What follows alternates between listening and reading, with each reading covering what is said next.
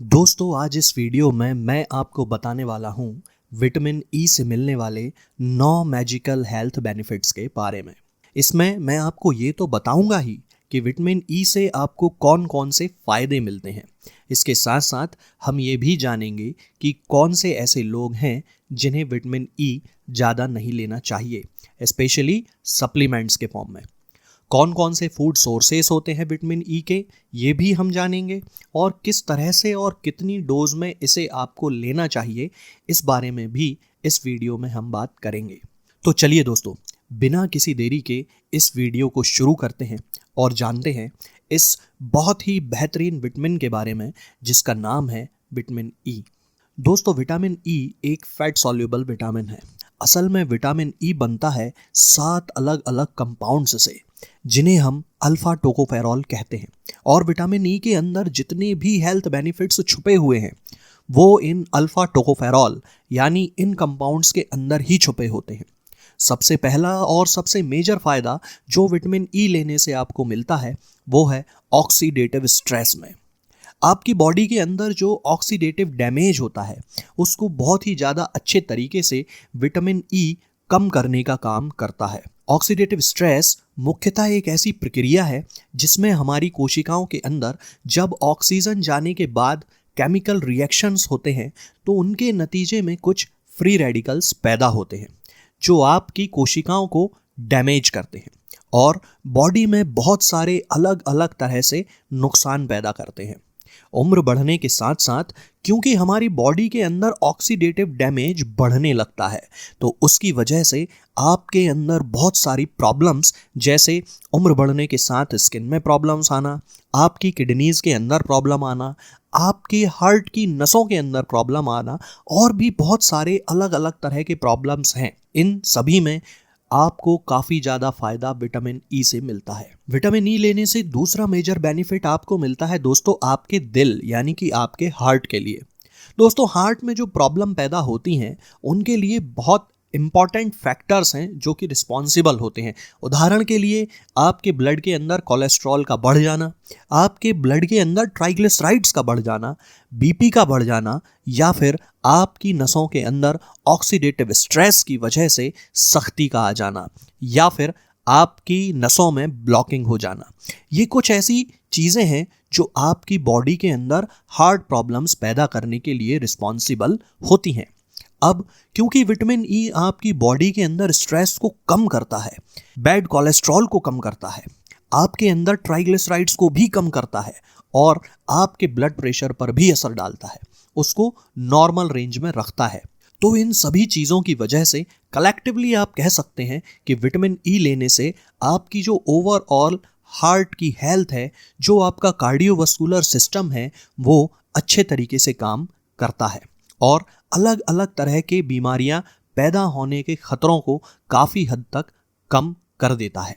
Vitamin E लेने का तीसरा फायदा उन लोगों को मिलता है जिनके अंदर non alcoholic fatty liver disease है। दोस्तों, फैटी लिवर आप सभी अच्छे से जानते हैं ये क्या होता है।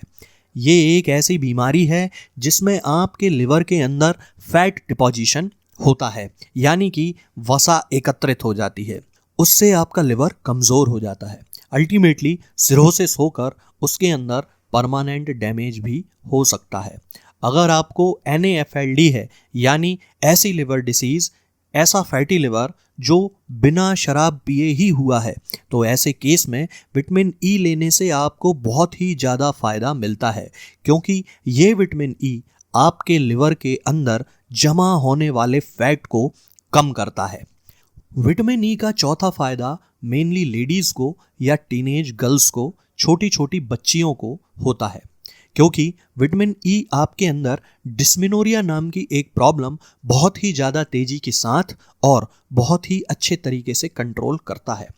डिस्मेनोरिया बेसिकली एक ऐसी प्रॉब्लम है जिसमें मेंसेस के दौरान आपके लोअर एब्डोमेन में दर्द और क्रैम्प का एहसास होता है, यानी कि ऐंठन और मरोड़ होती है।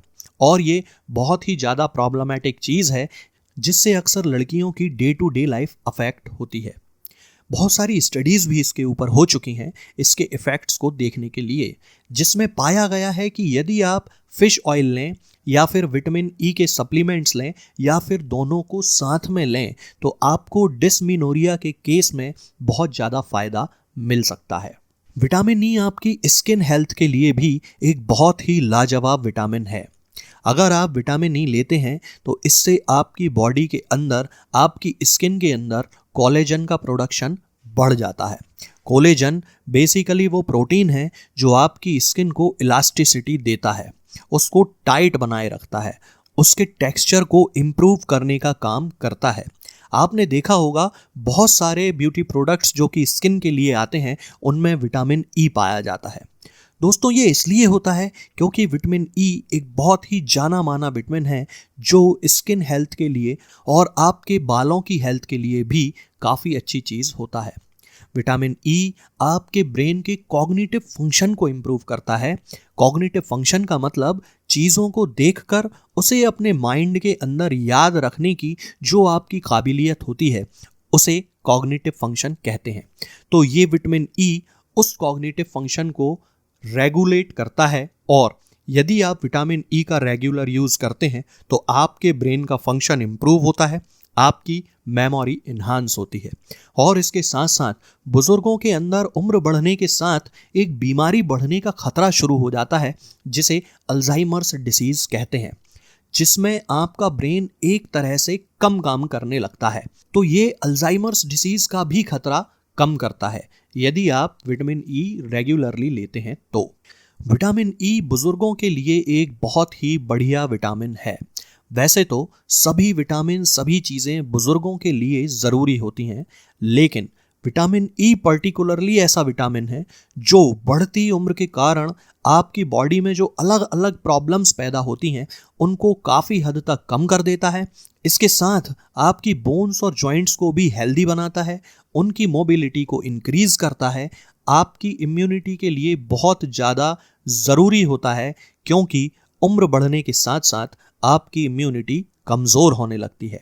वहाँ भी इसकी मदद से आपको काफ़ी फ़ायदा मिलेगा और बार बार बुज़ुर्गों में बीमार पड़ने की जो प्रॉब्लम होती है वो काफ़ी हद तक कम हो जाती है। विटामिन ई आपके लंग फंक्शंस के लिए यानी कि फेफड़ों के लिए, सांस लेने वाली प्रणाली के लिए भी बहुत ही बढ़िया चीज़ है।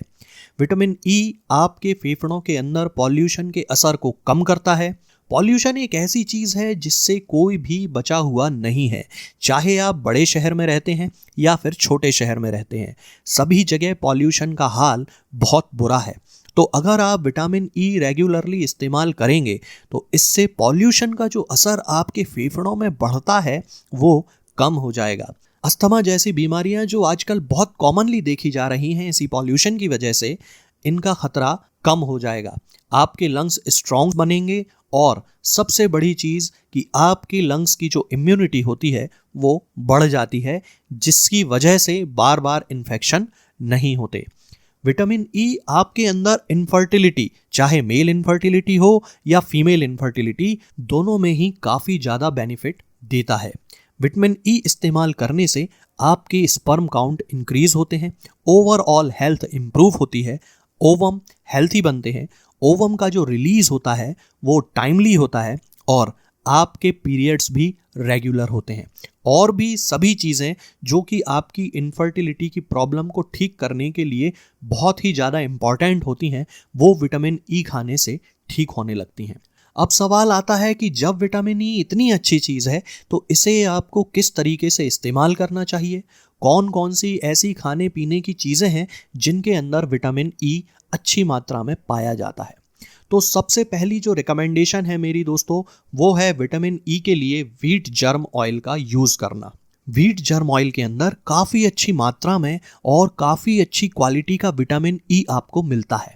इनफैक्ट 1 चम्मच व्हीट जर्म ऑयल को यदि आप रोज़ाना ले लेते हैं तो आपकी दिन भर की जो रिक्वायरमेंट्स है विटामिन ई की वो पूरी हो जाती है। इसके अलावा दोस्तों आप सनफ्लावर सीड्स भी ले सकते हैं, यानी कि सूरजमुखी के पौधे के बीज भी आप ले सकते हैं क्योंकि इनके अंदर भी काफ़ी अच्छी मात्रा में आपको विटामिन ई मिलता है। अगर आप 1 चम्मच सूरजमुखी के बीज लेते हैं, उन्हें थोड़ा सा रोस्ट कर लेते हैं और उसे रोज़ाना खाते हैं तो इससे आपको काफ़ी अच्छी मात्रा में विटामिन ई मिल जाएगा। नट्स की यदि बात करते हैं तो बादाम के अंदर और मूंगफली के अंदर काफ़ी अच्छी मात्रा में विटामिन ई मिलता है, तो इनको भी आप ले सकते हैं। सब्जियों की यदि हम बात करते हैं तो ब्रोकोली, पालक और टमाटर, ये 3 ऐसी सब्जियां हैं जिनके अंदर सबसे अच्छी क्वांटिटी में आपको विटामिन ई मिलता है। यदि हम फलों की बात करते हैं तो कीवी, मैंगो और एवोकेडो, ये 3 ऐसे फ्रूट्स हैं, ऐसे फल हैं जिनके अंदर सबसे ज़्यादा क्वांटिटी में विटामिन ई मिलता है। तो इन फ्रूट्स को भी आप इस्तेमाल कर सकते हैं। इन चीज़ों के साथ आप चाहें तो विटामिन ई के सप्लीमेंट्स भी ले सकते हैं। बहुत सारी कंपनीज हैं जो विटामिन ई के सप्लीमेंट्स बनाती हैं, तो आप किसी भी अच्छी कंपनी का विटामिन ई ले सकते हैं। यदि हम इसके डोज की बात करें तो 200 या 400 मिलीग्राम का जो कैप्सूल होता है वो आपके दिन भर की ज़रूरत के लिए काफ़ी होता है। एक चीज़ जिसका आपको खास ध्यान रखना है दोस्तों, वो ये कि विटामिन ई एक फैट सॉल्युबल विटामिन है। अगर आप ज़्यादा क्वांटिटी में या लंबे समय तक इसे खाते हैं तो ये आपकी बॉडी में जमा होने लगता है और बहुत सारे साइड इफ़ेक्ट्स पैदा करता है। तो इसलिए कभी भी सप्लीमेंट के रूप में इसका उपयोग 3 महीने से ज़्यादा नहीं करना है।